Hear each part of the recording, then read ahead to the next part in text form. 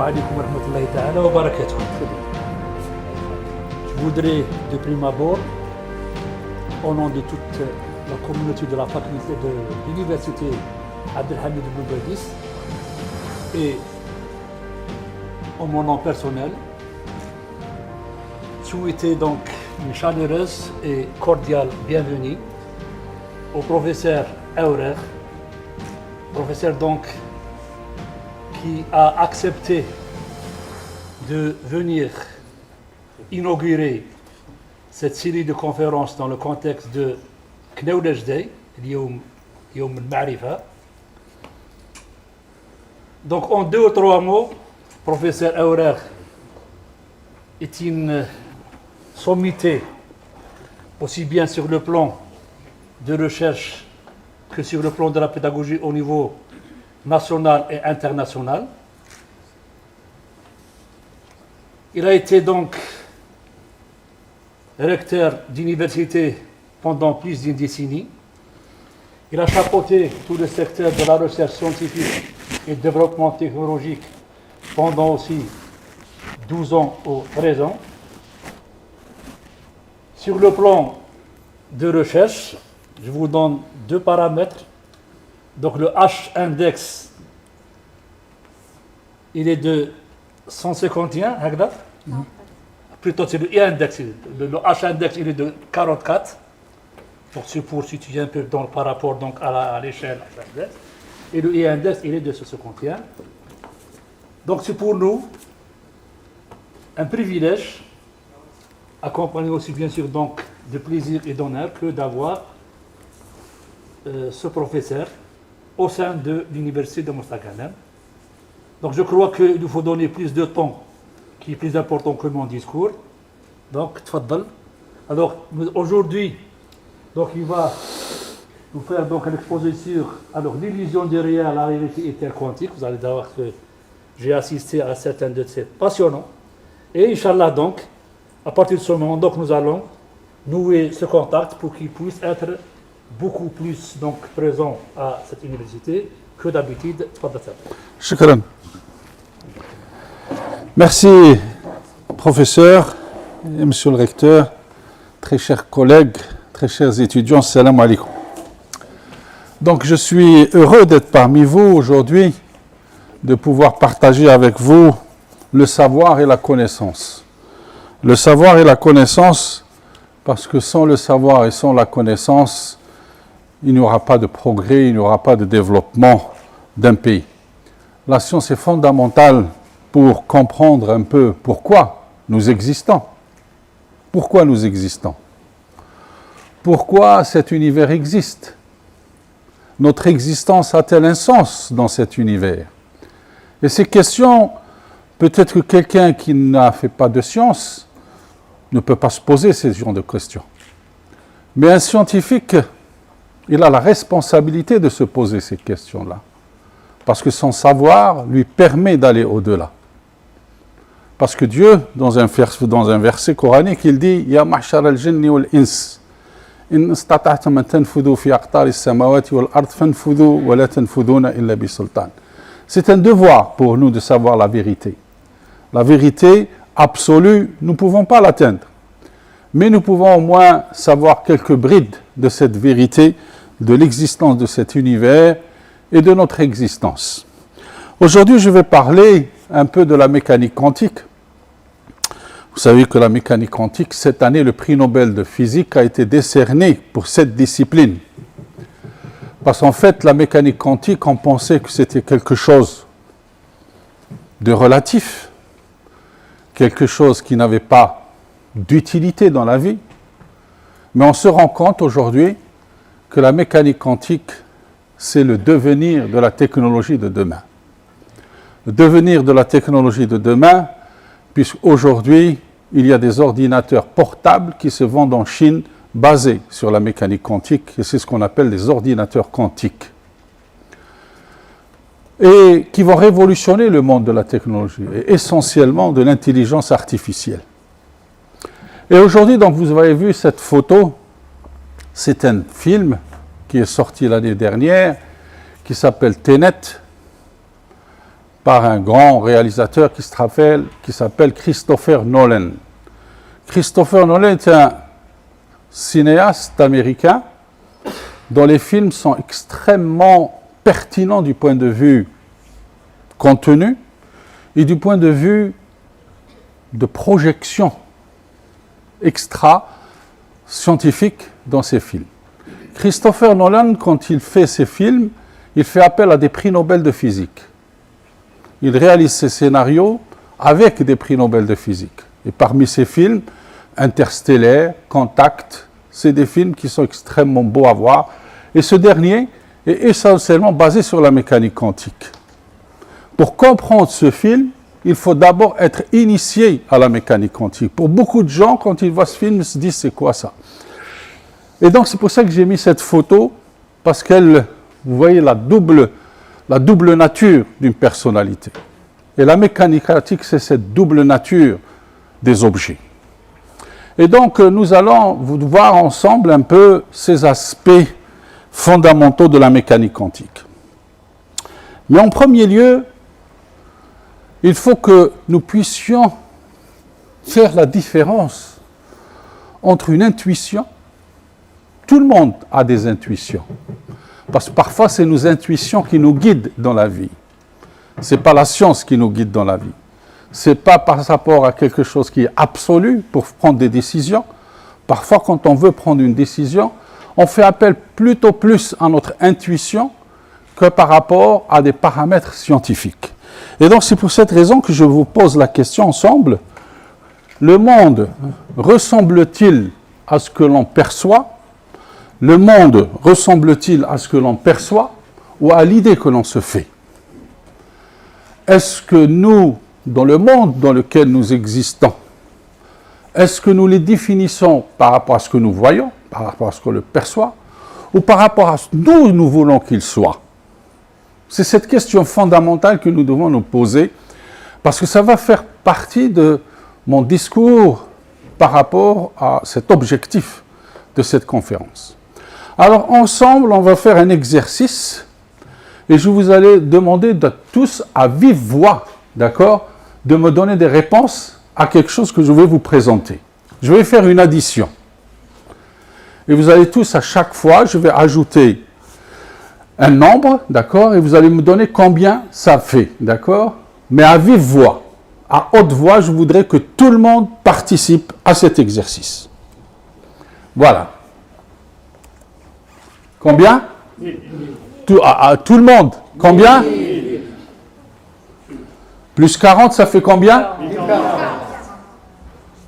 Plus 1000, ça fait combien? Plus 30, ça fait combien? Plus 1000?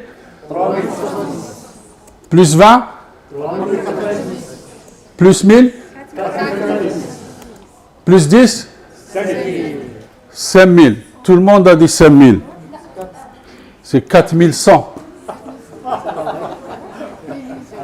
Vérifiez, faites le calcul. Parfois, vos sens peuvent vous faire tromper.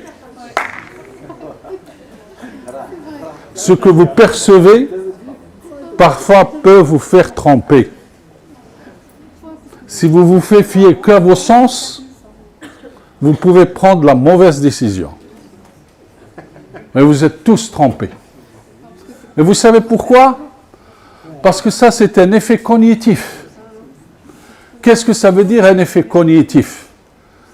Parce que c'est le fonctionnement du cerveau humain. Le cerveau humain se rappelle que les grands chiffres. Il ne se rappelle pas des petits chiffres. Sinon, le brogan telefou. D'accord? Donc, il se rappelle toujours, le chiffre le plus grand, c'est 1000. Donc, pour lui, la succession, c'est 1000, 2000, 3000, 4000, 5000. D'accord? Il s'en fout des petits chiffres. D'accord? C'est le fonctionnement, d'accord, cognitif du cerveau humain. C'est inné, nous sommes comme ça. Très peu perçoivent cette différence. Il y a eu sûrement quelques-uns qui ont réellement trouvé le 4100. D'accord? Donc, et ça c'est important, c'est juste pour vous dire qu'un physicien, un scientifique, il ne faut pas qu'il se fiait seulement à l'observation. L'observation n'est pas fondamentale et, je dirais, comme on dit, nécessaire et suffisante. Elle est nécessaire, mais elle n'est pas suffisante. Hein? Donc il faut ajouter autre chose pour être sûr de nos déductions. Alors, la vraie question qui se pose aujourd'hui, peut-on atteindre le vrai, la vérité avec certitude? La certitude, c'est-à-dire que je suis sûr que c'est ça la vérité. Je suis sûr que c'est ça le résultat. D'accord? Et donc, là, c'est une question. Hein? Donc, si je dis avec certitude, je connais la réponse, est-ce que je suis avec certitude, je sais c'est quoi la réalité? Qu'est-ce que ça veut dire la réalité? Qu'est-ce que ça veut dire le réel? C'est quoi pour vous le réel? C'est quoi pour vous la réalité? D'accord? Donc, mais il ne faut jamais confondre le vrai et le réel. Le vrai est une chose et le réel est autre chose. D'accord? Mais généralement, on confond souvent entre la notion de vérité et la notion de réalité. La notion de vérité est une chose, d'accord? Mais la notion de réalité n'est pas vraie. Mais en science, généralement, la vérité se démontre. Toute vérité se démontre en science, d'accord? Il y a des cas, je reviendrai sur cette notion, d'accord? Donc, la réalité, c'est quoi? Par rapport à moi, je dis c'est quoi la réalité? Pour moi, la réalité est une construction soigneusement assemblée à partir de combinaisons de nos sens. La réalité pour moi, Dieu m'a donné des sens, des yeux pour voir, une nuit pour entendre, hein, le goût, tout ça, les saveurs, tout ça, ce sont des sens. Le froid et le chaud par rapport à ma peau. Donc ce sont des sens. Donc l'homme, c'est comme des capteurs. Donc ce sont des capteurs. Et ces capteurs lui permettent, d'accord, d'accéder à une partie de la réalité. D'accéder à une partie de la réalité. Et chacun a ses sens qui sont différents. Chacun a une vision différente de l'autre. Chacun a une nuit différente de l'autre. Donc chacun a des sensations différentes de l'autre. Donc chacun va percevoir la réalité par rapport à lui et par rapport à ses sens. D'accord? Mais parfois, comme tout à l'heure, nos sens peuvent nous faire, pas nous donner la vérité. D'accord? Ils ne nous donnent pas la vérité. Donc c'est pour cette raison qu'il est important. Et donc qu'est-ce qu'il fait l'homme? Quand ses sens ne lui permettent pas d'accéder à la vérité, qu'est-ce qu'il va faire? Il va utiliser des instruments pour accéder à ce que ses sens ne peuvent pas accéder pour. Donc il va utiliser un microscope électronique pour voir plus grand. Hein? Il va utiliser des amplificateurs pour amplifier le son, d'accord? Pour amplifier le signal, d'accord?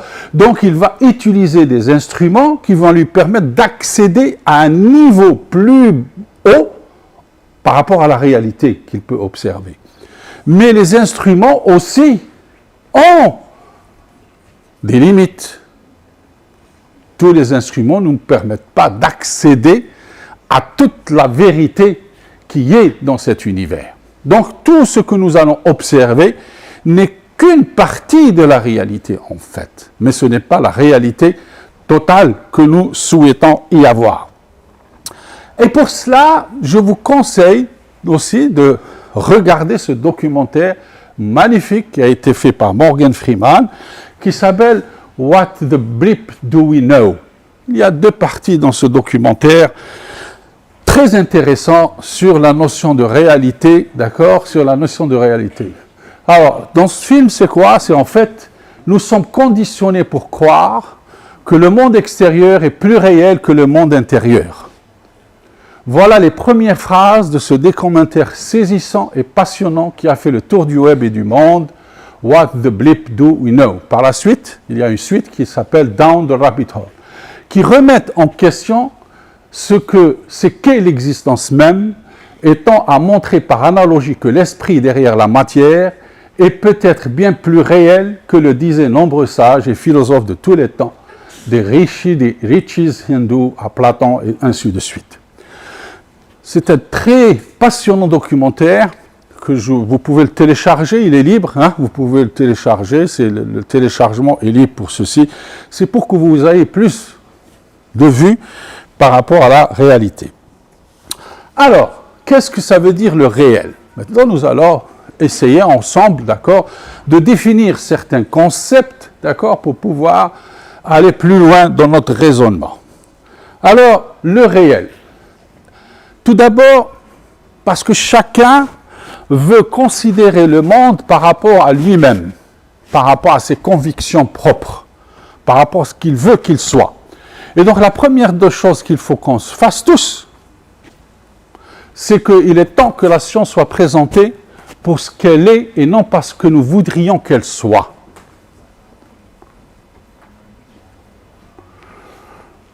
Tout le monde voudrait que la science puisse résoudre tous les problèmes de ce monde-là. Mais en réalité, la science est limitée, elle ne pourra résoudre que certains problèmes. Donc déjà, il faut se mettre dans l'idée, qu'est-ce que la science peut nous donner accès comme connaissance et comme savoir? Qu'est-ce que la science peut nous donner comme solution pour résoudre les problèmes? Parce qu'aujourd'hui, il y a beaucoup de problèmes pour lesquels la science n'a pas de solution. Je donne l'exemple du Covid. Hein? La science est incapable de pouvoir trouver une solution à un problème aussi simple qu'un petit virus. D'accord? Donc, ça veut dire que la science est aujourd'hui limitée. Elle ne peut pas aller accéder à un certain niveau plus important que cela. Donc, nous ne pouvons même pas savoir ce que réel. Ça veut dire déjà le fait que la science est incapable d'aller au-delà de certaines limites, donc la réalité n'est pas accessible aujourd'hui par la science telle qu'elle est conçue aujourd'hui. Donc la réalité, elle est encore obscure par rapport à nous. Donc, deuxièmement, pour connaître toutes les réponses, nous devons commencer par connaître toutes les questions. Avant de connaître une réponse à quelque chose, il faut d'abord se poser la question, d'accord? Si je ne me pose pas les questions, je ne peux pas trouver les réponses. Et ça, je vous le dis à vous en tant qu'étudiant. Ne prenez jamais les choses telles qu'elles apparaissent. Prendre les choses telles qu'elles apparaissent, vous pouvez vous tromper à 100%. Mais il faut toujours se poser des questions dans la vie. Parce que si je ne me pose pas des questions dans ma vie, je ne pourrai pas répondre, je ne pourrai pas évoluer, je n'aurai pas accès à un savoir et connaissance pour trouver la réponse. Pour pouvoir trouver la réponse, il faut avoir accès à la science, d'accord? Et donc, pour cela, il faut se poser des questions et c'est fondamental. Tous ces grands scientifiques se sont posés des questions. Einstein, Newton, toutes ces personnes se sont posées les questions pour pouvoir accéder à la vérité, j'ai dit. Pas au réel, à la réalité, mais à la vérité. Et donc, en dernier point, donc notre vision, en conclusion, notre vision est toujours incomplète. Tout ce que nous savons est une partie de la réalité, d'accord? Mais ce n'est pas la réalité absolue. Alors, pour cela, la science utilise 3 choses fondamentales. Toutes vos questions que vous allez vous poser, les réponses les réponses que vous allez apporter, vous allez les résumer en 3 grandes classes, je dirais. Je dirais les réponses ontologiques, et je vais expliquer les réponses épistémologiques, d'accord, et les réponses par formalisme. Qu'est-ce que ça veut dire une réponse ontologique? Une réponse ontologique. S'intéresser à ce qui existe dans cet univers et à la nature de la réalité. Je vais vous donner un exemple très simple. Quand Newton a mis en place sa fameuse théorie, les théories de Newton, de la mécanique classique, d'accord, que vous connaissez tous, première loi, deuxième loi, troisième loi de Newton, et donc on a commencé à utiliser les lois de Newton, d'accord, pour étudier cet univers. Pour étudier le système solaire, pour étudier le mouvement des planètes. Et puis, donc, on commençait à étudier le mouvement de la planète d'Uranus, plus lointaine. Et quand on a fait les calculs, avec la théorie de Newton, on a trouvé que l'orbite d'Uranus ne coïncidait pas avec les lois de Newton, avec les calculs faits par les lois de Newton. Et donc on s'est posé, donc ça veut dire que les lois de Newton sont fausses, si elles ne nous donnent pas la bonne trajectoire de la planète Uranus. Mais on s'est dit peut-être dans ce cas-là, si les résultats ne coïncident pas avec la réalité, avec la vérité, d'accord, il se peut qu'il y ait une planète qu'on n'a pas encore vue et qui influe sur le mouvement d'Uranus et qui change la trajectoire d'Uranus. Et donc on a refait les calculs comme si cette planète existait, d'accord, et on s'est dit que si sa planète existait, elle devrait être dans cet endroit dans ce système solaire. Et donc qu'est-ce qu'ils ont fait les physiciens? Ils ont pointé leur télescope sur l'endroit calculé par les équations de Newton et on a regardé. Tac! On a trouvé une nouvelle planète, Neptune. Ça, c'est une réponse ontologique. Ça veut dire que les équations sont justes, mais que nous avons oublié quelque chose dans notre observation qui a influé sur les calculs. Ça veut dire que les résultats sont justes, mais que nos instruments, nos sens ne nous ont pas permis d'accéder à la vérité, et quand on accède à cette vérité, on trouve que les équations sont justes. Ça, c'est ce qu'on appelle, je n'ai pas touché au formalisme de Newton, il est bon, puisqu'en ajoutant Neptune dans le système, l'orbite d'Uranus est recalculée avec les équations de Newton et elle nous donne la bonne trajectoire. Ensuite, épistémologique, qu'est-ce que ça veut dire? Ou, je dirais, quand on dit épistémologique, je vais plus dire législatif. Législatif. Le musharri', لما يشرع, il دخل une nouvelle loi, on légifère, c'est-à-dire que la PN ou le Sénat va légiférer pour introduire une nouvelle loi. Ça veut dire que, par exemple, je dis un autre exemple, pour contredire ce que j'ai dit tout à l'heure, on s'était intéressé aujourd'hui à la planète, d'accord, la plus proche du Soleil, Mercure. Et on a calculé la trajectoire de Mercure. Et on a trouvé que la trajectoire de Mercure ne correspondait pas aux lois de Newton. Et on s'est dit peut-être que c'est la même chose que pour Uranus. Qu'on s'est trompé, qu'il y a une nouvelle planète plus proche du Soleil, mais qu'on n'a pas vue avec l'observation. Et donc si elle existait, elle devrait être dans cet endroit. Alors, on a pointé le télescope, on a regardé, elle n'existe pas. Donc les lois de Newton sont fausses pour le calcul de la trajectoire de Mercure. Donc les lois de Newton, la loi de Newton n'est pas bonne, il faut introduire une nouvelle loi, et c'est Einstein, avec la théorie de la relativité générale, est venu pour corriger la trajectoire de Mercure pour que ça soit juste. Ça veut dire qu'on a légiféré. On a dit que cette loi n'est pas bonne, on introduit une nouvelle loi ou une nouvelle théorie. Donc ça, c'est ce qu'on appelle les approches législatives ou épistémologiques.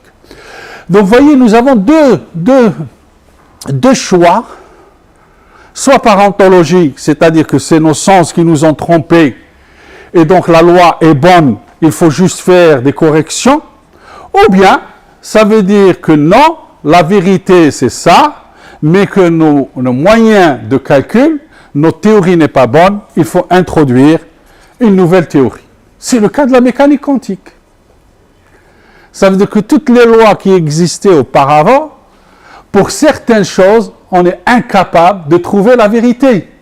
Il faut légiférer, et il faut trouver de nouvelles lois pour accéder à la vérité. Toujours vérité, pas la réalité, d'accord, pour accéder à la vérité. Et donc voilà. Donc qu'est-ce que nous avons dans la vie?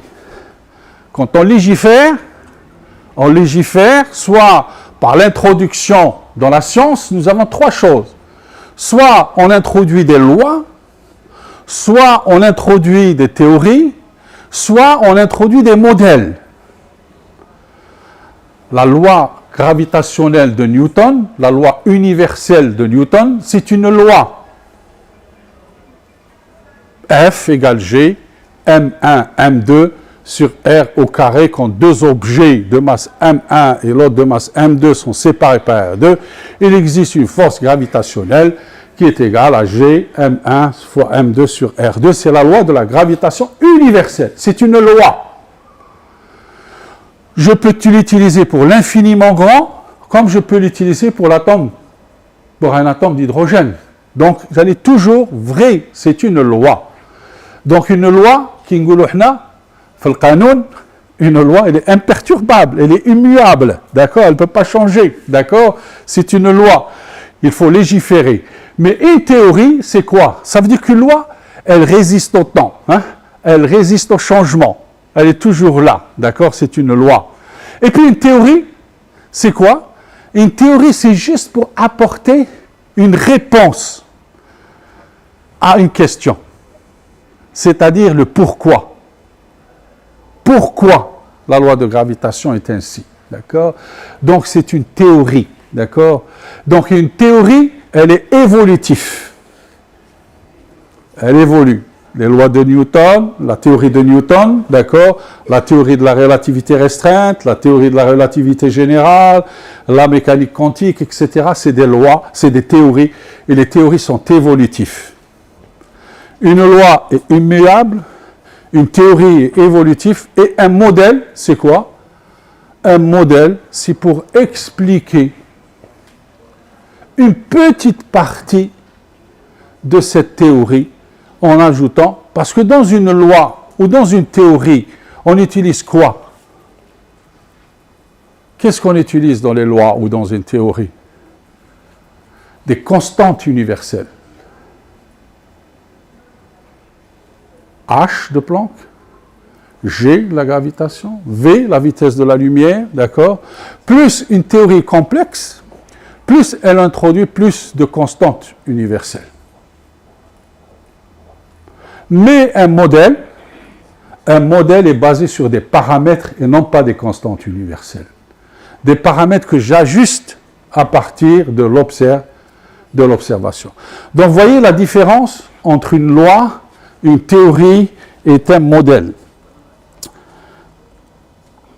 Alors, donc maintenant je reviens à la certitude. Être certain de mon résultat. Être certain de mon observation. D'accord? Quand on dit que je suis certain, parfois on associe la certitude à la répétabilité. Qu'est-ce que ça veut dire, la certitude à la répétabilité? C'est-à-dire, plus je répète l'expérience, et plus je trouve le même résultat, plus je dis je suis certain du résultat. D'accord? Donc, je n'ai pas... Donc, quand il y a la répétabilité du résultat, je dis qu'il y a une certitude derrière ceci. D'accord? Mais, ce n'est pas aussi évident que cela, comme je l'ai dit. Alors, je ne vais pas tarder sur ça parce que, donc, ce n'est pas le but, d'accord? Alors, comme j'ai dit, ces certitudes qu'on a déjà obtenues, la mécanique quantique est venue justement pour remettre en cause ces certitudes déjà établies par les lois qui existaient auparavant. Les lois qui existaient auparavant nous permettaient, d'accord, de dire c'est ça pour nous la vérité. C'est ça la vérité, il n'y a pas mieux que cela. Et puis la mécanique quantique est arrivée et elle a dit vos certitudes ce n'est pas ça. Les certitudes c'est autre chose. La vérité est autre chose. La vérité c'est pas ce que vous pensiez, mais la vérité est complètement différente de ce que vous pensiez vous, d'accord? Et donc on est venu légiférer. C'est pas en parentologie, mais on est venu légiférer. On a dit, tout ça, je le laisse de côté. je ramène autre chose qui est complètement différente, je ramène une loi qui est complètement différente, et donc j'introduis la mécanique quantique. Donc cette nouvelle vision des choses, c'est une nouvelle vision des choses. Ce n'est pas une nouvelle science par rapport aux sciences, mais c'est une nouvelle vision des choses comme nous allons le voir. D'accord? Et Emmanuel Kant avait dit, on mesure l'intelligence d'un individu à la quantité d'incertitudes qu'il est capable de supporter. L'intelligence d'un homme, ce n'est pas le nombre de certitudes, mais c'est le nombre d'incertitudes qu'il a dans sa tête. Parce que les incertitudes, c'est quoi en fait? Les incertitudes vous permettent de se poser encore des questions. Parce que si tout est certain pour vous, les certitudes, si vous avez des certitudes à 100%, khalas, vous ne posez plus de questions. Vous avez accédé à la vérité, d'accord? Mais tant que vous vivez avec des incertitudes, vous vivez avec le doute. Et le doute vous permet de poser encore des questions et d'accéder à un autre niveau de connaissance et de savoir. Les incertitudes sont fondamentales pour un scientifique. Un scientifique qui ne doute pas n'est pas un scientifique. Un scientifique doit toujours douter du résultat. Et donc, pour accéder à la vérité, il faut qu'il accède à un monde du savoir et de connaissance très, très, très élargi. Alors, c'est quoi la mécanique quantique? Je vais en un mot très simple. Ce qu'elle montre est le contraire de ce qu'elle démontre. Ce qu'elle montre est le contraire de ce qu'elle démontre. Alors que toutes les lois de la mécanique classique ou de la réalité, ce qu'elles montrent, elles le démontrent. Si vous faites F égale M gamma, d'accord? F égale M gamma, d'accord? Vous le vérifiez expérimentalement, par l'expérience, par le calcul, par tout ce que vous voulez.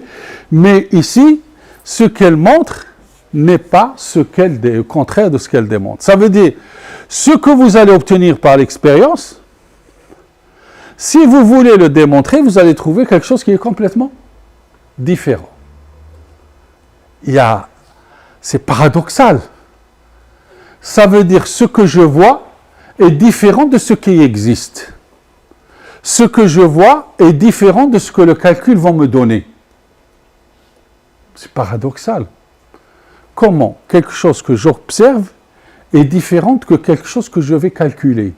Ça pose problème, d'accord?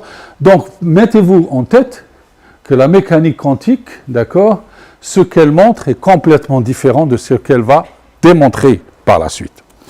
Alors, on va faire un petit exemple aussi, comme tout à l'heure. Il y a des gens qui vont jouer au basket, ici, d'accord? Il y a une équipe qui est en t-shirt blanc, hein? Il y a une autre équipe avec un autre t-shirt, ils vont se partager, ils vont se passer le ballon, d'accord? Je vais vous demander de calculer combien de passes ces joueurs vont se faire. Combien de passes ces joueurs vont se faire. Combien ils vont se faire de passes. D'accord? حسبوا شحال من باس غادي يديروها les joueurs بيناتهم. d'accord? اللي راهم دايرين تيشيرت بلون. اللي راهم دايرين تيشيرت بلون حسبوا شحال من باس راهم غادي يديروها.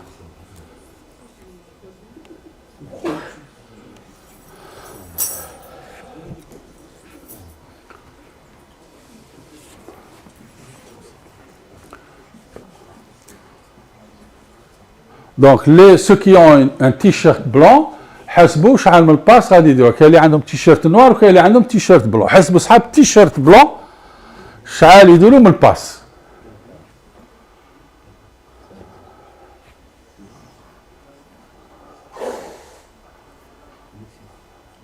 ثقيل الاورديناتور. Voilà, ça marche pas. Parce que la vidéo, hein, faut qu'elle passe en temps réel. معليش, hein?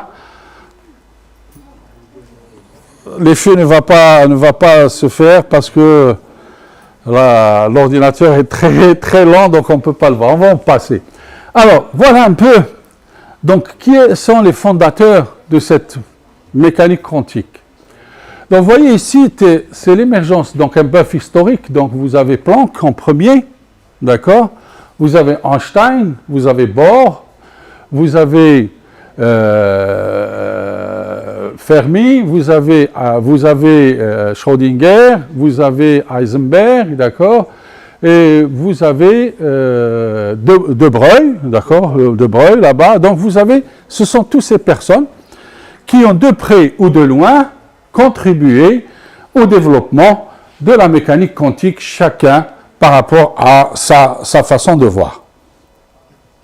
Alors, tout d'abord, cette notion de dualité entre corpuscules.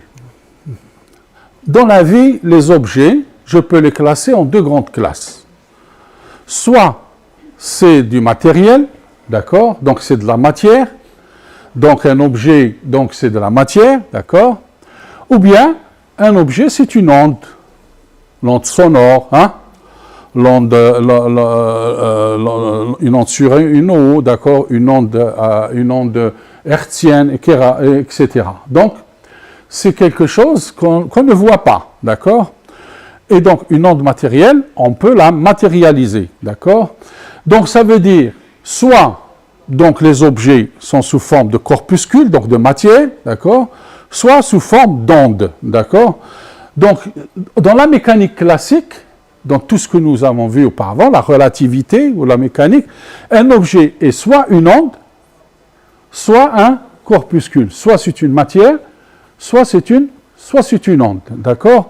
Donc pour tout le monde, la vérité, c'est qu'un objet, c'est soit de la matière, c'est soit une onde. C'est ça la vérité qui était auparavant faite par rapport aux théories qui existaient, aux lois qui existaient. Et puis, un jour, d'accord, De Broglie, c'est le premier qui a introduit cette notion, d'accord, cette notion de propriété ondulatoire de la matière. Ça veut dire que la matière elle-même peut avoir des propriétés ondulatoires. Et donc, il a introduit des ondes pour décrire de la matière, d'accord? Et ensuite, l'autre aspect, c'est corpusculaire, d'accord? Donc, c'est un aspect corpusculaire, c'est-à-dire que dire que les atomes, a démontré Einstein, d'accord, en 1916, la loi de rayonnement, d'accord, que les rayonnements, d'accord, une onde, peut, d'accord, transporter de l'énergie, et que cette énergie peut se convertir et devenir de la matière, d'accord? C'est la fameuse loi E égale mc au carré, c'est-à-dire qu'une énergie peut devenir matière, d'accord? Donc c'est la théorie corpusculaire, la théorie du rayonnement de Einstein, d'accord? Donc on était à ce stade-là, d'accord? On pouvait décrire soit par des ondes, d'accord, les propriétés d'un objet, soit par rapport à une loi de rayonnement d'Einstein. Donc donc vous connaissez tous l'effet photoélectrique, et donc Einstein a obtenu son prix Nobel, non pas pour la relativité, pour que vous sachiez, mais il a obtenu son prix Nobel pour l'effet photoélectrique.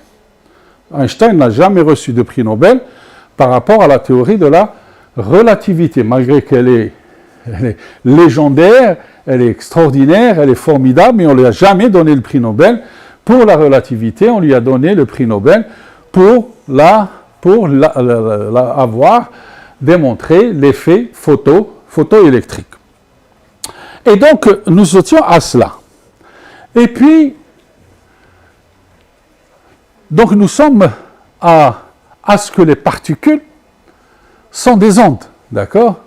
Donc les particules, quelque chose qui a de la matière, est-ce elle peut être aussi représentée par des ondes. Et c'est là où Schrödinger est apparu, d'accord? Qui a un peu conforté l'idée d'Einstein, d'accord, que les rayonnements pouvaient, donc des ondes pouvaient se transformer en matière, et donc il a conforté l'idée d'Einstein, donc Schrödinger, il a introduit une nouvelle mécanique qu'on appelle la mécanique ondulatoire. Il ne faut pas dire, parce que Schrödinger, mécanique quantique, hein, d'accord, mais spécifiquement, Schrödinger était contre la mécanique quantique avec Einstein, d'accord? Schrödinger était fervent d'Einstein, d'accord?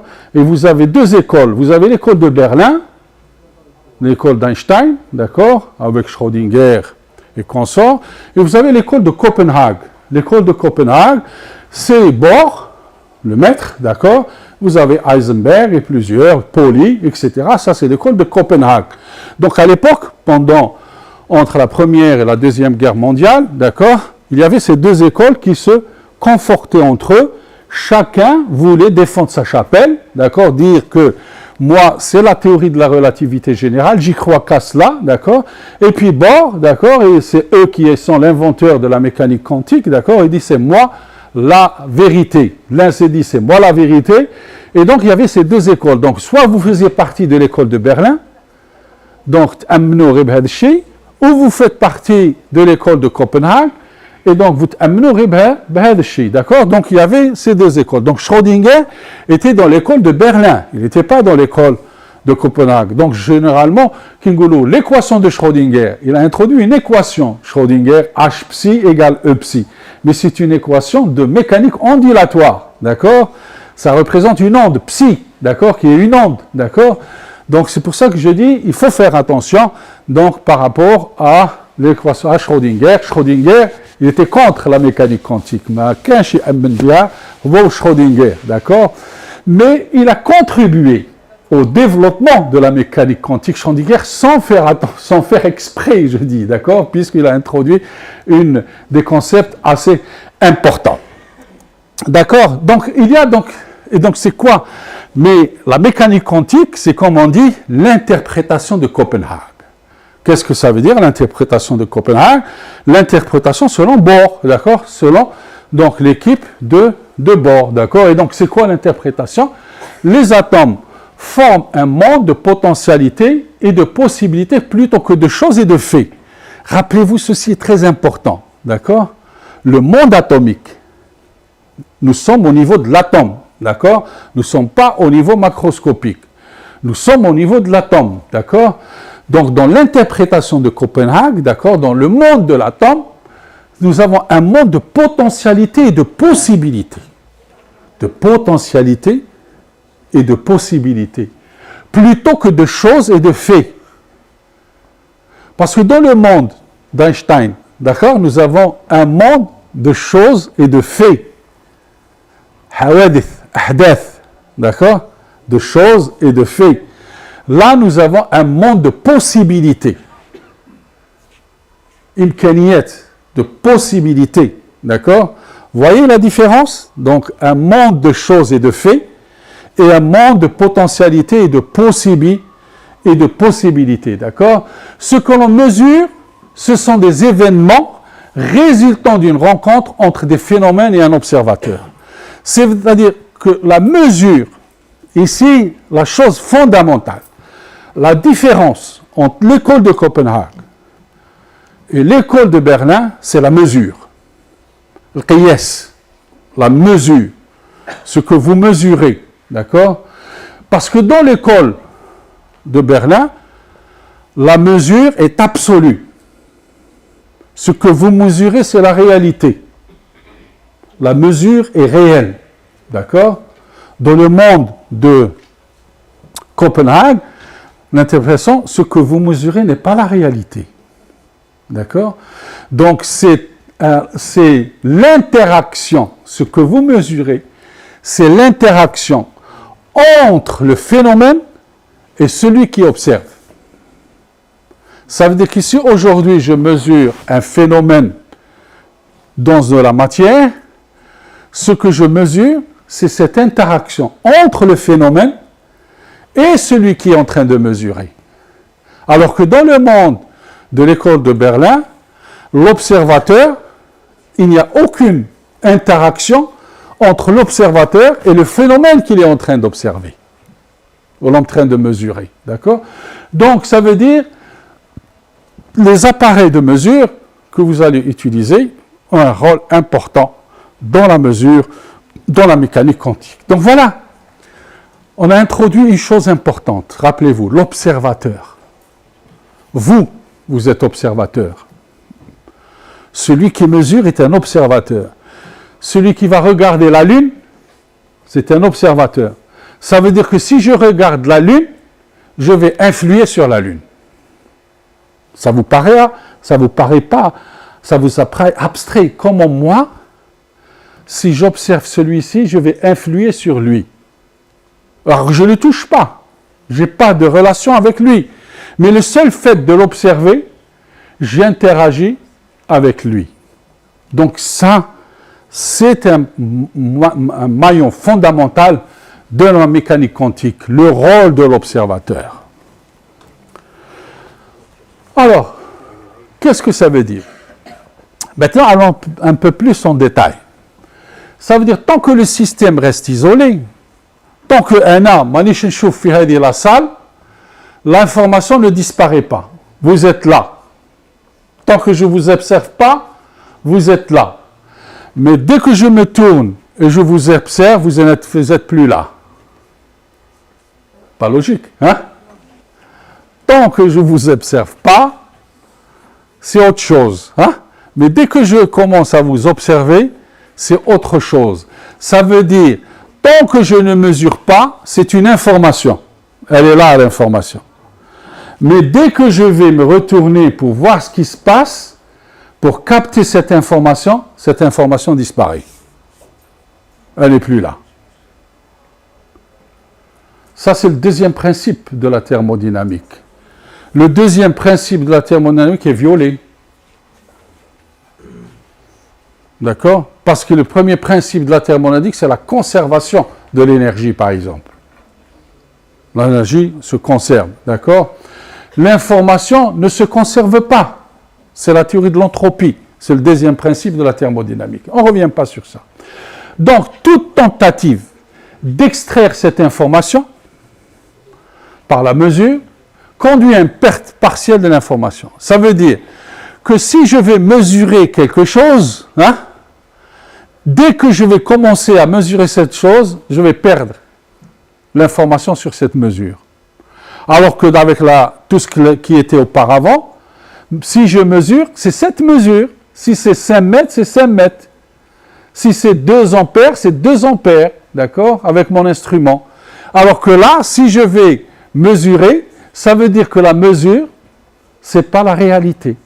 C'est qu'une partie de la réalité. C'est qu'une partie de la réalité.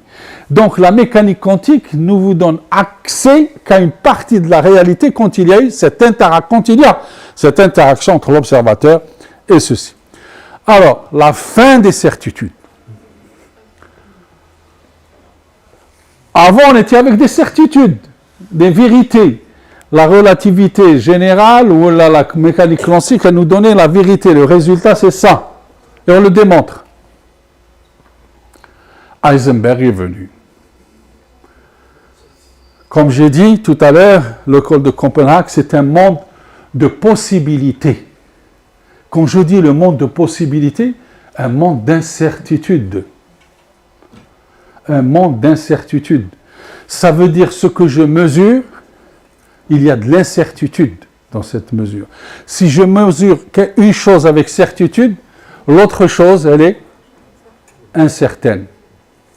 Donc ça veut dire que si je mesure quelque chose, si je mesure une information, l'information que j'ai, d'accord, n'est que partielle. L'autre, elle est ailleurs, d'accord. Elle s'est répercutée ailleurs, on verra où elle s'est répercutée l'autre information, d'accord.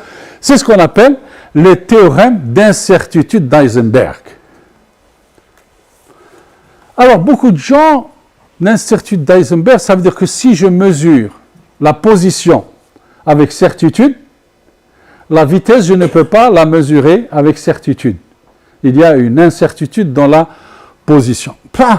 Je dis, c'est pas normal. Si je mesure une position si je connais la position, ça veut dire qu'automatiquement, je connais la vitesse, puisqu'elle est à cette position. Comment elle est venue à cette position? Elle est venue avec une certaine vitesse. Donc, si elle est venue avec une certaine vitesse, ça veut dire que la vitesse, elle est aussi absolue. Je ne vais pas rentrer dans ce détail-là, d'accord? Parce que, par la suite, ce qui est important dans la mécanique quantique, et c'est Fermi, vous voyez ici, c'est Fermi, qui est venu, la confirmation en 1920 de la fin des certitudes, c'est la non-commutativité des états. Ça veut dire que si vous avez un état A vectoriel, d'accord, parce que nous sommes dans un espace vectoriel, multiplié par un vecteur B, d'accord, normalement, dans notre rôle, A fois B égale B fois A, d'accord, si c'est la certitude. Ici, A fois B est différent de B fois A, d'accord, et ça, c'est Fermi est venu, égale classe, c'est démontré, et il n'y a plus rien à rajouter. Alors, qu'est-ce que ça veut dire? On va détailler parce que flou. On va prendre deux cas. Une personne, on va voir avec le petit cadran le fou. Rafi Bohr, Rafi Schrödinger, Rafi Einstein, etc. On va dire, en physique classique, on peut combiner deux propriétés. On peut combiner deux propriétés. Par exemple, واحد moustachu ou واحد عنده la pipe. Donc, soit vous avez la moustache et vous avez la pipe en même temps, soit vous avez la moustache et vous n'avez pas la pipe, soit vous avez la pipe et vous n'avez pas la moustache, soit vous avez pas de moustache et pas de pipe. Alors, les quatre possibilités, moustache, pipe, etc., etc. Donc, nous avons les quatre situations possibles. Les quatre situations possibles. Soit moustache, ma pipe, soit pipe, ma moustache, soit moustache, pipe, soit les deux, ma عندهمش. Certitude, c'est certain, c'est la certitude. C'est le classique, d'accord? Maintenant, en physique quantique, par exemple pour la polarisation d'un photon, d'accord, on doit choisir un contexte dans lequel on ne peut pas avoir que deux réponses possibles relatives, soit à une propriété, soit à l'autre. Donc, en mécanique quantique, les ashya mshi kima hak. D'accord? Les ashya ne sont pas ainsi. Et on va le voir, d'accord? Ça veut dire que c'est ce qu'on nous appelle, en mécanique quantique, la superposition des états. Donc, la première chose en mécanique quantique, c'est ce qu'on appelle la superposition des états. Ça veut dire que, donc l'état moustache, méta, pipe. On a deux états. Soit moustache, soit pipe, d'accord? Puis on n'a pas de superposition d'état. Soit on a le moustache, ما عندهاش la pipe, soit ما عندهاش la pipe وما عندهاش المoustache, soit ما عندهمش الزوج la pipe ou le moustache, soit ils n'ont rien, d'accord? Donc ما كانش, d'accord? Est-ce que دروك تقدر تبان لكم بلي واحد عنده نص مoustache ونص pipe? D'accord? Puis la certitude تاعكم, il n'y a pas, ceci ça n'existe pas, il est soit عنده شويه moustache ou شويه la pipe. ما كاش, d'accord? Donc c'est un monde d'incertitude, d'accord? ما عندهاش كاع moustache, ما عندهاش كاع la pipe. Donc il y a une incerte, il y a une probabilité. Donc un peu de moustache, un peu de pipe, une probabilité de moustache et une probabilité d'avoir la pipe. Et il peut avoir les deux, une probabilité de moustache un peu, plus une probabilité de pipe en toi. Donc ça veut dire qu'il y a deux états qui sont superposés. Deux états, راهم في نفس الوضعية. شوية moustache ou شوية pipe. Donc هذه plus هذه. Donc il n'y a pas que moustache روحها ou la pipe روحها, mais il y a la superposition A plus B. Les états sont superposés, d'accord? C'est ce qu'on appelle la superposition des états. C'est-à-dire que si j'ai une solution, si un système a une solution A, il a une solution B, d'accord? La combinaison linéaire A fois B plus alpha fois A plus bêta fois B est aussi une solution, d'accord? Et aussi une solution. C'est ce qu'on appelle la superposition, mais ne ندخلوش فيها. Alors, deuxième chose, l'intrication quantique. Donc, قلنا في الميكانيك كوانتيك كاين زوج صوالح مهمين اللي خاصكم دائما نفديهم في رسالكم وتعقلوا عليهم. Les états sont superposables et les états sont intriqués. L'intrication quantique. هذا هو الشيء le plus fondamental dans la mécanique quantique. Donc, تشوفوا البعد تاعه واسع بزاف وكبير بزاف. L'intrication quantique. Deux états sont intriqués. Qu'est-ce que ça veut dire? Ça veut dire, monsieur le recteur est mon ami. D'accord? تعرفنا في زمان ما. On était amis, ça fait un bon bout de temps. On s'est séparés. ما تعاودش شوفنا. أنا راني عايش في كندا. هو راه عايش في الجزائر. Donc ما تلاقينا ما تشوفنا pendant des années. ولكن le fait qu'à un moment donné dans notre vie كنا في رحبة, la relation ما تنقطعش. Physiquement ما تنقطعش. كل اللي رانا في رحبة. تبان لكم باللي حاجة ماشي بصح. كيف احنا فيزيكمون ماناش في رحبة, ولكن العلاقة راها قاعدة بيناتنا فيزيكمون. هذه نعطيكم ان اكزومبل. كان عندكم صديق تبغوه بزاف, عشتوا معاه, ومن بعد غاب, راح يعيش في كندا, وانا راني عايش في الجزائر. كنتم مجمعين في دارك, جات كنتوا تخموا فيه. التليفون سونار فتو هو, هدرتوا معاه. صرات لكم بزاف, تخموا في واحد صاحبكم, ولغى لكم في ذاك المومون. شا تقولوا؟ والله غير ضروك كنت نخمم فيك. ولا لا؟ غير ضروك كنت نخمم فيك. شا نقولوا؟ نقولوا باللي سي الهازار. تقول له والله شوف ذاك الهازار كي داير, غير ضروك لو هازار نيكزيست با شي نو.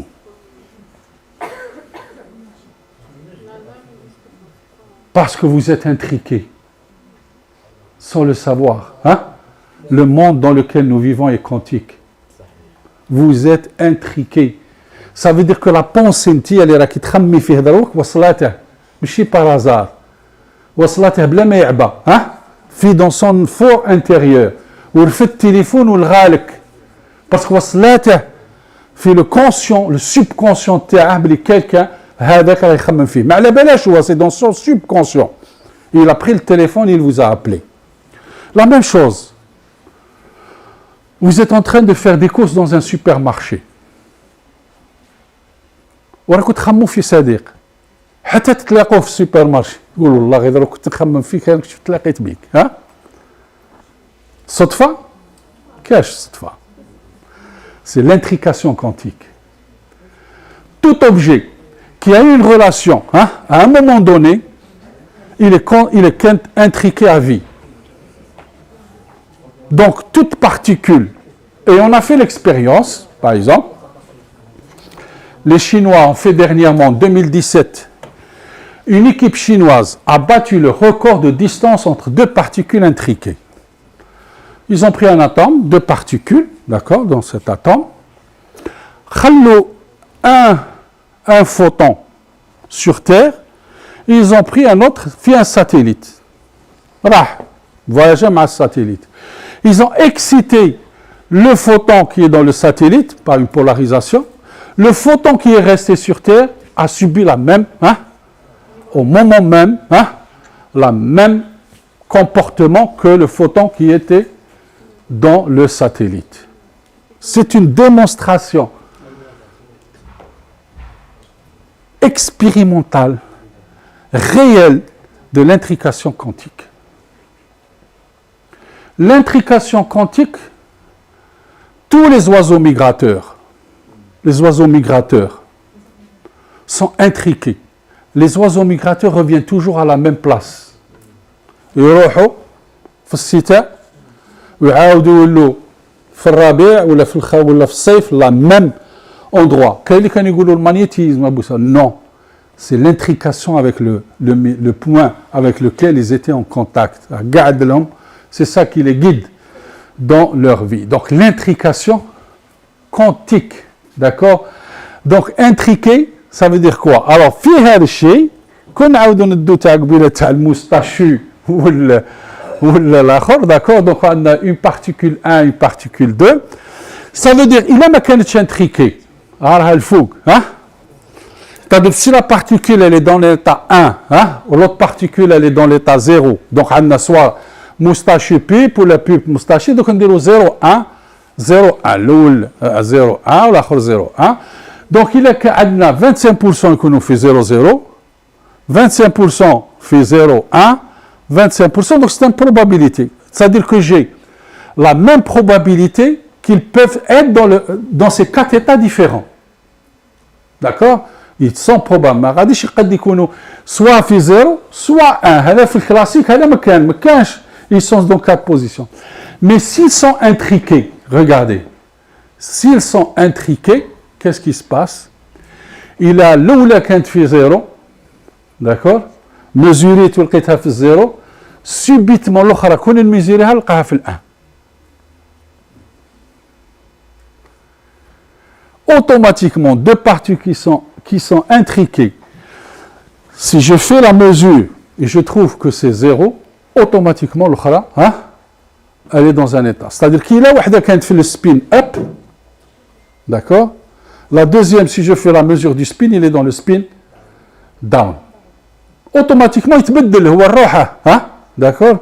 Donc ça, c'est fondamental. Ça veut dire que la mesure d'une particule me donne l'information sur la deuxième particule sans faire de mesure.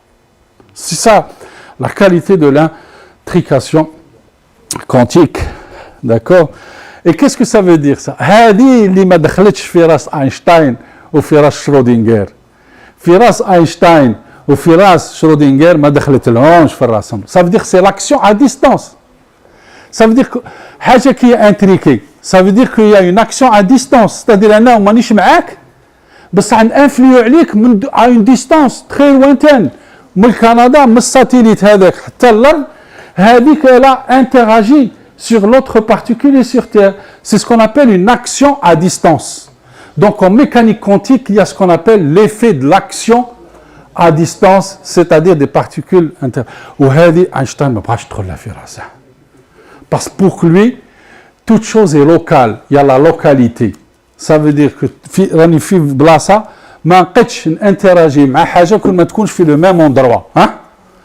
Rien نخرج من هذاك l'endroit, elle ne peut pas interagir. D'accord? C'est ce qu'on appelle la localité. D'accord? Donc ça veut dire l'action à distance, هذه ما دخلتش. D'accord? Et donc بعد بغا démontrer à tout prix Einstein, باللي l'équipe de Copenhague, la mécanique quantique, ce n'est pas la vérité. Et il a introduit ce que nous appelons le paradoxe EPR. Einstein, Podolsky, Rosen. C'est-à-dire une théorie, d'accord, une démonstration pour démontrer Einstein, غلط. Schrödinger. C'est ce qu'on appelle Bell. Bell اللي تعرفوه تاع اللي من بعد ولات اللي تعرفوهم لي لابوراتوار بيل اللي خرجوا منها لي غران بري نوبل خرج منها الترانزستور داكور اللي خرج منها لي بري نوبل داكور Philips etc. D'accord. Donc Bell est venu avec ce que nous appelons la théorie des inégalités de Bell. Les inégalités de Bell pour démontrer que Einstein ما عندهش الحق. D'accord. La vérité, les particules sont, il y a l'action à distance. Shadaro, pour démontrer ceci, donc le mantour le cheveu hadi, mais chacun comme l'eau. Il y a une interprétation romanesque. Étienne Klein, qui est un grand physicien français, il a donné une interprétation un peu romantique de l'intrication quantique. Qu'est-ce qu'il dit? Deux cœurs qui ont interagi dans le passé. Deux cœurs, qui ont interagi dans le passé, ne peuvent plus être considérés de la même manière que s'ils ne s'étaient jamais rencontrés. زوج بني آدم اللي واحد ما شاف واحد وزوج بني آدم اللي تحابوا في حياتهم c'est pas la même chose. C'est pas la même chose, d'accord? C'est pas la même chose, d'accord? Marqués à jamais par leur rencontre, ils forment un tout inséparable. Donc deux particules qui ont interagi quelque part dans le passé, ils forment un tout inséparable. Même تعزلهم واحد على واحد à des kilomètres, des milliers de kilomètres, ils resteront inséparables, d'accord? C'est ça l'intrication quantique. Écoutez le théorème de Bell. Alors, le laboratoire de Bell, ils ont fait une expérience avec le CNRS, je pense en 2015 ou 2016, 2018 plutôt. Donc, avec les étudiants, ils ont une application sur un portable, d'accord? Donc, tout le monde a téléchargé cette application et on a voulu démontrer que Einstein c'était pas la vérité. Et donc, cette expérience a été faite avec, je ne sais pas, 100 000 personnes dans le monde, à travers le monde, avec une application pour démontrer l'intrication. Et on a démontré que c'est la vérité, hein, que les choses... Ben, je ne vais pas vous démontrer, c'est un peu compliqué l'expérience par rapport à cela, le test de Bell. Alors, donc, toute cette mécanique quantique que j'ai dit, alors, donc, tout ça a donné aujourd'hui, la mécanique a donné aujourd'hui naissance, d'accord, à ce que nous appelons l'informatique quantique. C'est complètement toute l'informatique libre, tout fait la poubelle. Avec les ordinateurs qui arrivent, les ordinateurs quantiques, d'accord, ce n'est plus l'algorithmique que nous connaissons, d'accord. C'est une algorithmique complètement différente, donc l'informatique, c'est pour ça que maintenant, pour devenir informaticien, il faut être physicien. C'est pour ça que je dis la physique, elle a un avenir extraordinaire dans le futur. Dans le futur, on ne va pas s'en passer du physicien. Le physicien va être la clé, d'accord, et le monde de l'emploi va avoir besoin de plus en plus de physiciens, mais convertis à la mécanique quantique et au calcul quantique, d'accord?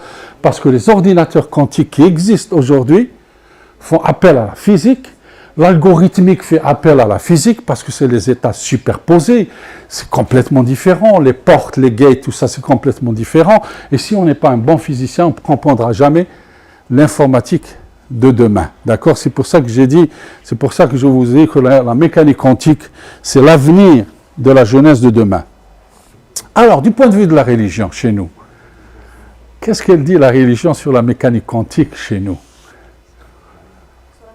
Parce que, est-ce que nous sommes dans un monde, hein, d'accord, quantique, ou nous sommes dans un monde, d'accord, absolu, de réalité absolue, d'accord? On va terminer avec ça, je ne vais pas. Alors, l'univers est-il déterministe ou probabiliste? Dieu ne joue pas de... Einstein dit là. Ça, c'est dans notre contexte. ما قلناش Dieu il joue au dé. ما هذه حاجة واحدة أخرى. joue au dé, d'accord? Je vais vous dire une chose. Je vais, parce que خاطر هذه تخلينا فانين كي نقولوا باللي la mécanique quantique c'est des probabilités. Et dans la religion, la notion de probabilité n'existe pas dans notre... Non, c'est complètement différent. On va revenir, je vais vous montrer tout cela. D'accord? Donc, est-ce que le monde est déterministe ou il est probabiliste? Qu'est-ce que ça veut dire déterministe? Il n'y a pas d'effet s'il n'y a pas de cause. C'est la causalité. Il n'y a pas d'effet s'il n'y a pas de cause. Si je ne jette pas cette bouteille, elle ne tombera pas ici. Donc, il faut une cause pour qu'elle puisse tomber. Voilà, une cause. Hein? D'accord? Donc, tout effet a une cause. C'est la causalité. Mais parfois, on confond la causalité avec la coïncidence. On confond la causalité avec la coïncidence. Qu'est-ce que ça veut dire la coïncidence? Par exemple, Coluche, vous connaissez, c'est un humoriste, il y a plus de morts à l'hôpital que chez soi. On meurt, il y a plus de probabilité de mourir à l'hôpital que de mourir chez soi. C'est-à-dire, j'ai plus de chances de mourir que de mourir. Ça, c'est une coïncidence. On a remarqué que plus les gens vont au hospital, ils meurent. Mais si vous allez au hospital, vous êtes déjà malade. Mais vous allez au hospital, vous n'êtes pas malade. Hein? Donc, ce n'est pas la cause. Parce que vous allez au hospital, vous mourrez. Vous allez au hospital parce que vous êtes malade. Hein? Ça, c'est une coïncidence. Ce n'est pas une cause. D'accord? Donc, je ne confonds pas la cause. Qui m'a dit qu'il allait يجي البرارج في الفيلاج ça veut dire غادي يزيدوا الشاشه بزاف. هكا كتعدنا عفاني حنا. باسكو ماركينا باللي نهار يجي البرارج يزيدوا الدراري بزاف ما يزيدوش الشيرات بزاف. Ça c'est des coïncidences, d'accord? C'est pas de la causalité. La causalité c'est le déterminisme. Il n'y a pas d'effet s'il n'y a pas de cause. وحنا نخلطوا la coïncidence مع la causalité. D'accord? C'est la première des choses. Avons-nous le libre arbitre ou sommes-nous entre les mains d'une super-intelligence? Qu'est-ce que ça veut dire le libre arbitre? Est-ce qu'on décide de nos propres choix? أنا غادي نحط لكم question. ربي خلقنا وعطانا une intelligence. Donc علاه عطانا une intelligence؟ علاه فرقنا الحيوانات؟ باش نخمو pour nous poser des questions, pour décider de certains choix. D'accord? Donc ça veut dire le libre arbitre. Est-ce qu'on décide de notre propre choix ou on ne décide pas de notre propre choix? علاه ربي خلقنا وعلاه يحاسبنا في لا فان إلا كاع بيسك هو خلقنا هاكم كاع رانا كاع نصلوا كاع رانا نصلوا كاع ما نديروش الشر. كاين الناس اللي غادي يروحوا للجنه وكاين اللي رانا سيروحوا للاخرى. سا ديبون دو نو لا نروحوا للجنه ولا نروحوا للاخر. بالافعالنا افعال حنا اللي ديسيدوا عليها ماشي ربي اللي ديسيد على افعال تاعنا. Donc il faut faire la différence dans le libre choix, le libre arbitre, décider de nos propres choix. Parce qu'il y a deux choses. Il nous a donné un destin. Le destin. Le destin. بصح في القرآن تاعنا la physique quantique prouve que l'univers est probabiliste au niveau fondamental. Au niveau fondamental, il est probabiliste. Pour moi, en tant que musulman, la mécanique quantique est le meilleur outil pour comprendre réellement le mot qadar. Le qadar. Le qadar qui est introduit par prédestination. Il y a une différence entre destin et le prédestin. La prédestination. La prédestination et le destin, je vais vous dire qu'est-ce que ça veut dire. D'accord? Donc, qui est traduit au destin et comment concilier cela avec notre libre arbitre. Qui fait donc le libre arbitre, bien décidé avec la prédestination dans ceci. D'accord? La physique quantique servira simplement de nouveaux langages, pas plus, dans notre raisonnement en tant que musulmans. L'atome, par exemple, l'atome a été découvert en 1900. Alors que l'atomisme musulman avait la particularité de tout quantifier, matière, espace et même temps, 900 ans avant la mécanique quantique. 900 ans avant la mécanique quantique, le Coran a déjà la particularité de tout quantifier, matière, espace et même temps. D'accord? 900 ans, d'accord? Pour comprendre comment la mécanique quantique explique notre établi à la destinée, nous avons besoin de deux choses. L'univers est suffisamment élastique. S'il était immuable, gravé dans la pierre et déterministe, alors même si l'être humain a le libre arbitre, à quoi sert ce libre arbitre? تأملوا فيها ما غاديش أنا نعطيكم بعض الآخرين. القرآن إنا أنزلناه في ليلة القدر إن كل شيء خلقناه بمقدار. Qu'est-ce que ça veut dire? La mesure. Donc le qadar, pour moi, dans l'islam, c'est la mesure. Couche bil qadar. La mesure. D'accord? C'est la mesure. La mesure, d'accord, signifie une mesure. Une mesure de quoi? Une mesure relative à toutes les possibilités relatives à l'existence de cette chose. Qadar, hein? Ça veut dire que c'est une possibilité, hein? تصرى ما تصراش تصرى ما تصراش تصرى ما تصراش تصرى ما تصراش يصرى هذا ما يصراش هذا تصرى هذه ما تصراش هذه etc. Alors pour revenir à la prédestination, donc ربي عطاني ها هو le destin تاعي وانا راني هنا. destin final هذا هو نموت تيل جور تيل دات، هذا هو الموت تاعي في تيل جار تيل دول. هذا هو الديستان تاعي. مي باش نوصل للديستان تاعي عندي بليزيور روت. نروح هاك عاود نولي هاك، عاود نروح هاك نعاود نولي هاك باش على فين نوصل للديستان فينال تاعي. نصلي ما نصليش، ندير الخير ما نديرش الخير، المكة من رش المكة إلى إكسترا هذا خلاه لي سي لو بريديستيناسيون سوبوزون كو نهار باللي ربي راه داير لك باللي تموتي تال جور نهار اللي غادي تروحي لالجي وغادي تركبي في اللوطو وديري 200 كيلومتر الور وتموتي في ديك البلاصه وتال جور ديتي اللوطو تاعك دونك القدر تاعك باللي غادي تموتي في ذاك النهار وزاد بارتي et puis vous avez fait tel jour, telle date, un accident mortel ou même tiche.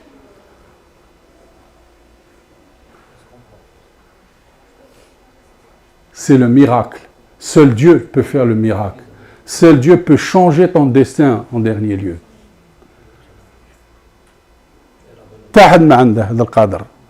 Cette possibilité. Seul Dieu a changé, ça y est. Direct mout ذاك النهار بصح ما متش. Parce qu'elle a décidé ما تموتش. C'est le miracle. Miracle. شكرا. يعطيكم الصحة.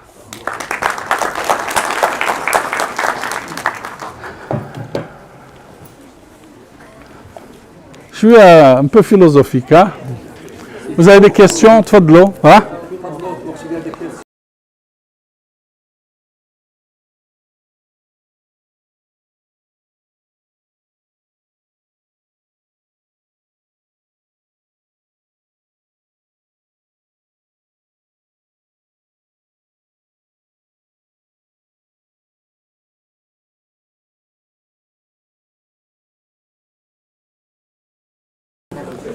Alors, merci, cher professeur, de nous avoir illuminés avec cet exposé.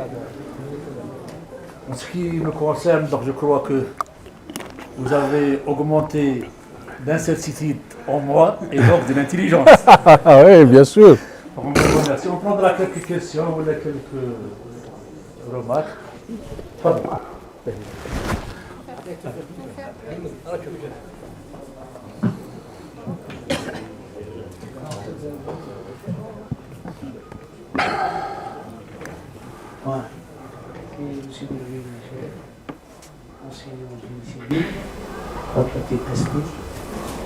Merci pour cette conférence, M. Arnac. Ça a été très clair. Moi, je suis un peu fatigué, donc je parle doucement. Bon, moi, quand je vois qu'en 1915, Einstein a élaboré la théorie de la relativité générale, et ces équations sont actuellement appliquées aux satellites, au GPS positif et le temps, parce que effectivement l'espace-temps, il a dit que c'est un espace-temps, l'espace est élastique, et on a attendu 100 ans, c'est-à-dire de 1915 jusqu'à 2015, ils ont prouvé, je pense que vous êtes au courant, cher Alain, ils ont prouvé que l'espace est déformable. C'est-à-dire l'espace est élastique, il y a des ondes gravitationnelles. Parce que deux trous noirs viennent de fusionner, ils ont propagé dans l'espace des ondes gravitationnelles et ils sont arrivés sur Terre après 1,5 milliard que les deux trous noirs ont fusionné, et cette onde gravitationnelle a justement les deux bras égaux, un bras s'est déformé et il a prouvé que l'espace, qu'il existe des ondes gravitationnelles 100 ans après. Sa théorie, c'est Einstein. Hein? Moi, par là, et par cette hypothèse, je me dis des fois, Aka, couché chez moi, donc, Aka, je contemple le plafond, pourquoi pas pour la mécanique quantique? C'est-à-dire que Einstein et Schrödinger étaient les deux qui ne croyaient pas à la mécanique quantique. Comme vous dites, c'est des gens de l'école de Berlin. Les autres, c'est l'école de Copenhague. Pour eux, comme vous dites, on n'a pas de résultat jusqu'à la mesure. Moi, je vois que le monde classique et le monde quantique, c'est deux mondes différents. et que l'observateur, avec quoi il mesure? Il mesure avec des appareillages. Des appareillages qui utilisent bien sûr des photons. On ne mesure pas un photon avec un photon. On ne mesure pas quelque chose de petit avec un classique. Moi je pense, je ne suis pas sûr. Je ne suis pas sûr. Si tu penses comme ça pourrait être vrai ou ça pourrait être faux. Je me dis, et c'est Einstein qui ne croyait pas à la mécanique quantique et qui a dit qu'il y a des variables cachées dans la mécanique quantique. Il a dit à cette équipe de Copenhague qu'il manque. Votre mécanique quantique n'est pas complète. Le formalisme n'est pas complet. Il doit être déterminé. Et il a dit la fameuse phrase, j'aime bien savoir que la Lune est là, même si je ne la regarde pas. Donc, est-ce que Einstein n'aura pas raison dans 5 siècles, 6 siècles, 7 siècles, 8 siècles, 9 siècles, je ne sais pas. Alors voilà, c'est tout, M. Aubrac, si vous pouvez dire un mot, c'est tout sur ça, comme ça je serai plus convaincu. Vous n'allez pas me convaincre, c'est sûr. Non, pas du tout. Comme ça, on aura chaud tous les deux. Vous savez, vous avez posé un grand souci de la science de façon générale, le souci de ce que nous appelons l'incomplétude. Toutes les théories sont incomplètes. Et ça, un grand mathématicien qui s'appelle Gödel a introduit ce que nous appelons le théorème de l'incomplétude de Gödel. Ça veut dire qu'il existe des choses vraies, indémontrables. Il y a des choses vraies, mais qui sont indémontrables. Ça veut dire qu'il y a des situations où, ça veut dire que quand vous faites une démonstration en mathématiques, donc la démonstration vous permet de dire c'est vrai ou c'est faux, d'accord? Mais il y a des situations où il y a de l'indécision, ce qu'on appelle de l'indécidabilité. Vous pouvez dire ni c'est vrai, ni c'est faux, d'accord? Et donc, vous êtes dans une situation où vous êtes incapable, d'accord, de démontrer la situation telle qu'elle est, donc la vérité, quelque chose qui est vrai. Et ça, c'est par rapport, quand on fait une démonstration de quelque chose, on la fait par rapport à un système dans lequel nous voulons qu'elle soit juste. Et comme j'ai dit tout à l'heure, les théories sont évolutives. La relativité générale ne s'applique pas à l'infiniment petit. Ça, vous le savez. Donc, la relativité générale s'applique pour le réel et pour le macro. Vous l'avez dit, le GPS, etc., etc. Mais dans l'infiniment petit, incapable que la relativité générale peut résoudre les problèmes. Et donc, ça veut dire que la théorie de la relativité est incomplète. Il lui manque quelque chose pour qu'elle puisse être renversée dans l'infiniment petit. Et à cet effet, la mécanique quantique est venue pour combler ce vide de la relativité générale, qui était incapable, donc ontologiquement, de répondre aux questions de l'infiniment petit, et donc on a introduit une nouvelle législation pour pouvoir décrire l'infiniment petit.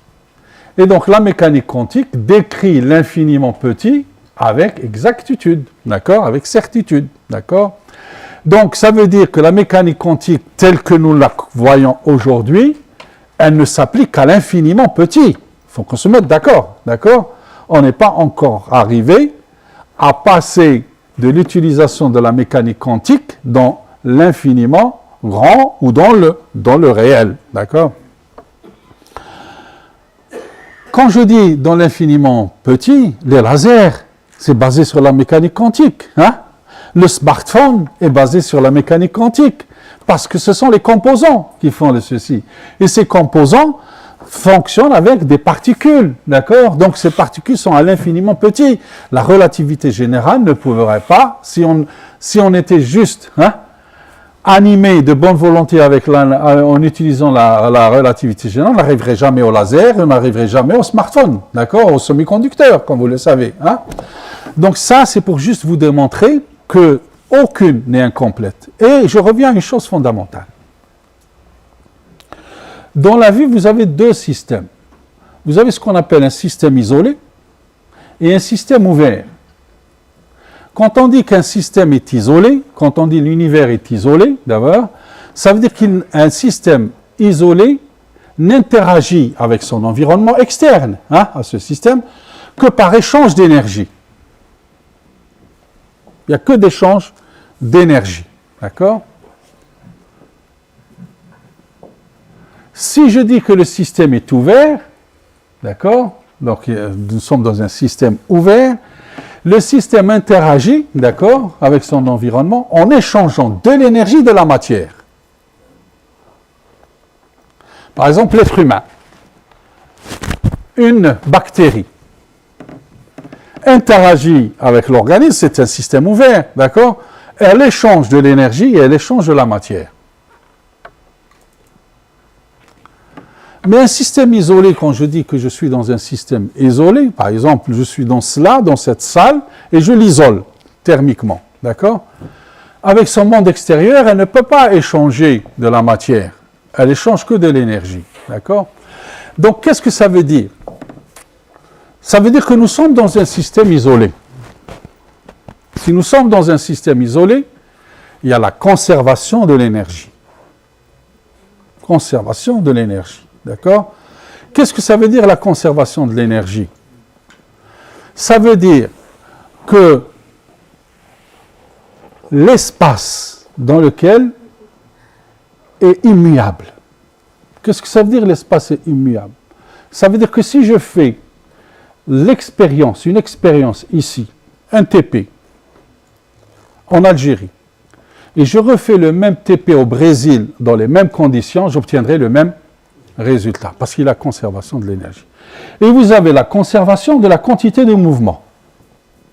La quantité de mouvement, c'est l'immuabilité du temps. Ça veut dire que si je fais cette expérience aujourd'hui, ici, et si je la compare avec la même expérience qui a été faite 500 ans par Newton, dans les mêmes conditions, j'obtiens le même résultat. Ça veut dire que les expériences dans un système isolé ne dépendent pas de l'espace, ne dépendent pas du temps. D'accord ? Ça revient à une chose fondamentale de la complétude des théories et de l'incomplétude des théories. Donc, dans un système isolé, ou là dans un système ouvert, vous avez donc la matière, vous avez donc un système temporel et spatial, d'accord, et matériel. Ça veut dire que nous sommes de la matière, nous sommes dans un espace et nous évoluons dans le temps. Donc c'est un système spatio-temporel et matériel. Ça veut dire que toutes ces lois que nous faisons et que nous mettons en place, nous les mettons dans un espace spatio-temporel matériel.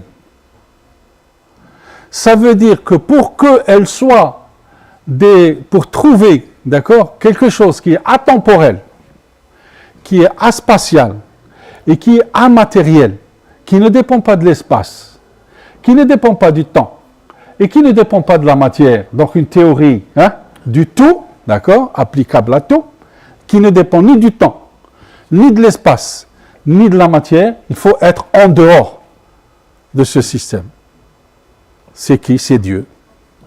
Il est atemporel, aspatial et immatériel. Donc ça veut dire que, c'est pour ça que je dis qu'aujourd'hui, se dire qu'on est capable de trouver une théorie de tout, qui est atemporelle, aspatiale et immatérielle, à mon avis, c'est pour ça qu'il y a ce théorème d'incomplétude qui est très beau, et qui dit qu'aucune théorie dans ce monde ne sera complète. Toutes les théories sont incomplètes. Et donc nous serons toujours à la quête d'une théorie qui n'annule pas l'autre théorie. Elle vient pour compléter l'autre théorie. Donc on complète les théories par d'autres théories, donc la relativité, la mécanique quantique, mais je ne dis pas que la mécanique quantique va remplacer la relativité, c'est impossible, d'accord? Elle est utilisée dans certaines conditions, d'accord, spatio, temporelles et matérielles. Voilà. Parce que, bon, il y a des théories qui n'ont rien donné actuellement. La théorie des cordes, Là. la théorie de Ah. quantique n'a rien donné. Ah, la théorie des cordes, elle vous a donné le boson de X. S'il n'y avait pas la théorie des cordes et la théorie, le modèle standard, on n'aura jamais trouvé le boson de X. La théorie du tout, Là, la théorie du tout, ما كانش. on ne peut pas l'avoir. ما كانش. ما قلت لك أنا à mon avis, je ne pense pas que nous puissions avoir accès à cette à cette super intelligence. À cette super intelligence. Merci, monsieur Awra. Voilà. Bonjour professeur. Barak. Oui, تفضل. Je suis docteur Abdul Zoher, je suis médecin, réanimateur anesthésiste. Et depuis mon adolescence, je m'intéresse à travers les revues scientifiques, entre autres à la physique quantique. Je vais débuter par la fin que vous avez évoquée concernant les théories sur Hadar, sur la destinée, etc. Il y a des travaux sublimes qui ont été faits par les Arabes, notamment les deux écoles d'El Koufa et d'El Basra en 2e siècle après l'Égypte. Donc, il y a Hatmiya, Qadariya, vous trouverez.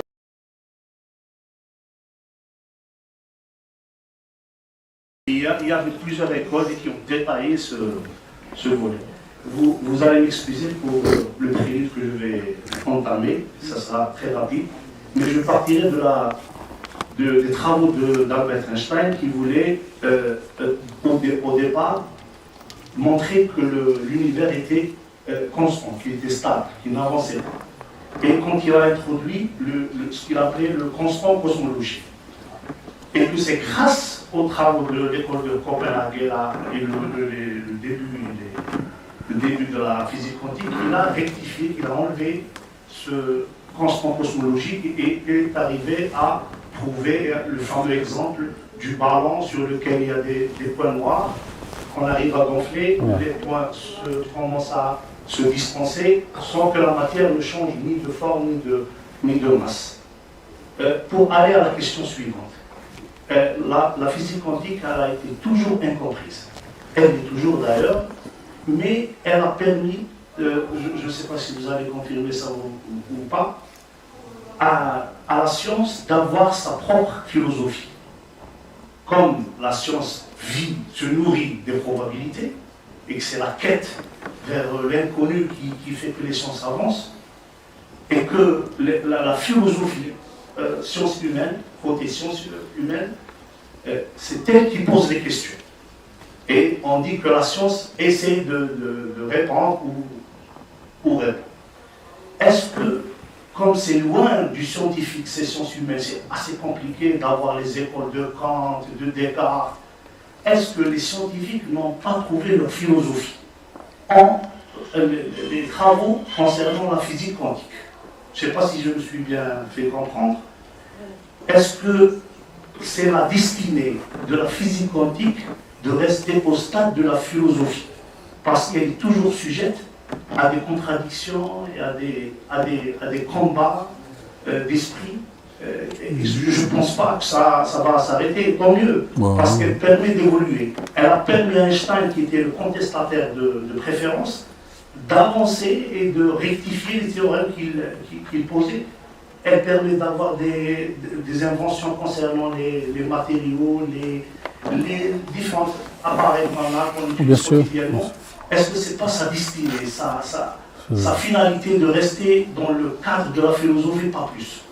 Merci. Alors, je vous dis, vous avez tout à fait raison. Vous avez posé un problème épistémologique très profond. Très profond. Pourquoi très profond? Je dis, la science est en crise aujourd'hui. Pourquoi elle est en crise aujourd'hui? Vous savez, il n'y a plus d'Einstein, il n'y a plus de Newton, il n'y a plus de personnalités qui émergent et qui révolutionnent la science. Vous voyez, un petit problème de Covid a anesthésié le monde En tout, la science a été incapable de trouver une solution à cette crise, parce que la science est en crise.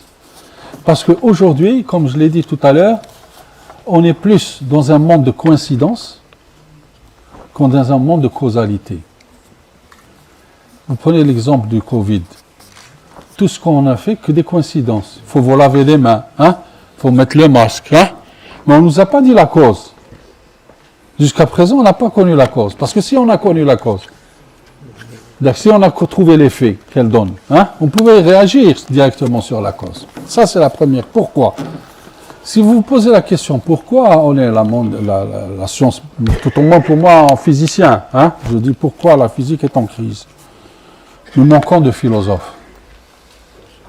Pourquoi nous manquons de philosophes? Parce qu'avant, la philosophie était partie prenante d'un scientifique. Un scientifique qui n'est pas philosophe à la fois n'est pas un bon scientifique. Tous les grands scientifiques sont philosophes, hein, à leur temps, dans leur temps perdu, d'accord? Et aujourd'hui, quand je vois qu'en enseigne de la physique sans aborder l'aspect philosophique des choses, ne pourra jamais faire avancer la science.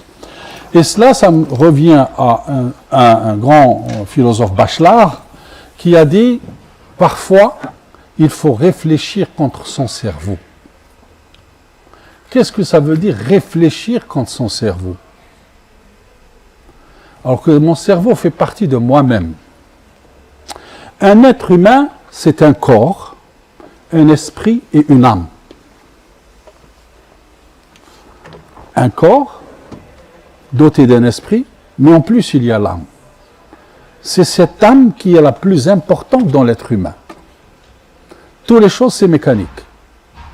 Il n'y a que l'âme qui différencie une personne d'une autre personne. C'est pour cette raison, quand quelqu'un meurt, hein, le corps disparaît, l'esprit disparaît, mais l'âme, elle est transmise à Dieu. Hein? Donc, pourquoi? Quand je dis réfléchir contre son cerveau, ça veut dire que c'est ton âme qui réfléchit contre la logique de ton cerveau. Je vais donner un exemple très simple. Galilée. Bien avant Galilée, on avait cette notion que les choses massives tombent plus vite que les choses légères. Plus une chose est lourde, plus elle va tomber plus lourde que quelque chose qui est légère. 1 kilo tombe plus vite qu'une plume. Ça, c'est la logique. Réfléchir logiquement par rapport à son cerveau, quelque chose qui est plus lourd tombe plus vite que quelque chose qui est plus léger. Et Galilée, il dit, non, les choses tombent de la même façon, quelle que soit leur masse. C'est illogique que les choses, qu'elles soient lourdes ou qu'elles soient légères, tombent de la même façon. Parce que lui et Einstein ont cette capacité de faire ce que nous appelons des expériences de pensée. Les expériences de pensée, c'est pas tout le monde qui peut faire des expériences de pensée. C'est pas tout le monde qui peut transcender son esprit, aller à l'encontre de la logique de son cerveau pour pouvoir faire des expériences de pensée dans sa tête, des expériences, pour découvrir la vérité. Et qu'est-ce qu'il a dit, Galilée? Il a imaginé une expérience dans sa tête. Il a dit, puisque les choses plus lourdes tombent plus vite que les choses qui sont plus légères, je vais prendre une pierre, d'accord, et je vais lui coller à la pierre une plume. Une grande plume de pain. Et je vais la coller à la plume. Donc, normalement, la pierre a une masse, la plume a une masse, d'accord? Et je vais les lier par une ficelle. Je vais lier la pierre avec la plume avec une ficelle, d'accord? Donc, normalement, la masse de la pierre plus la masse de la plume est plus grande que la masse de la pierre toute seule ou la masse de la plume toute seule. Et il dit, si je les lance, je remarque qu'elles tombent moins vite que si la pierre était toute simple. Parce que la plume va faire un effet de parachute. C'est la résistance de l'air qui est responsable. Et on a refait l'expérience avec Apollo 11, quand Apollo 11 est parti sur la Lune, on a donné à Armstrong l'expérience, on lui a donné un marteau et une plume. Voilà, on a tous vu cette photo à l'époque en 1971. En descendant Armstrong de sa capsule, en tenant un marteau et une plume, il les a laissés tomber. Ils sont tombés au même moment. Il a dit, Monsieur Armstrong, vous aviez raison. Monsieur Galilée, vous aviez raison. Toutes les choses tombent de la même façon, quelle que soit leur masse. Mais ce qui fait que la différence que c'est la résistance de l'air. Hein? Donc ça, alors qu'à l'époque, il n'y avait aucun moyen. Mais c'était une expérience de pensée. Et Einstein, toutes ces expériences qu'il les a faites, il les a imaginées dans un ascenseur. Toutes les expériences qu'il les a faites, c'est en imaginant des expériences de pensée dans sa tête, dans des ascenseurs, pour découvrir la relativité restreinte ou la relativité générale. Donc c'est pour ça que c'est profond, comme vous avez dit. La transcendance de l'esprit ne se peut se faire que si on est philosophe.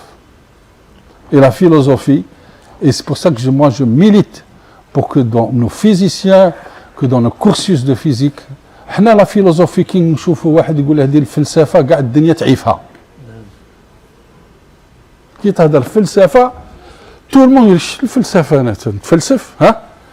Mais la philosophie, elle vous donne la capacité de réfléchir et de transcender votre esprit. L'esprit critique.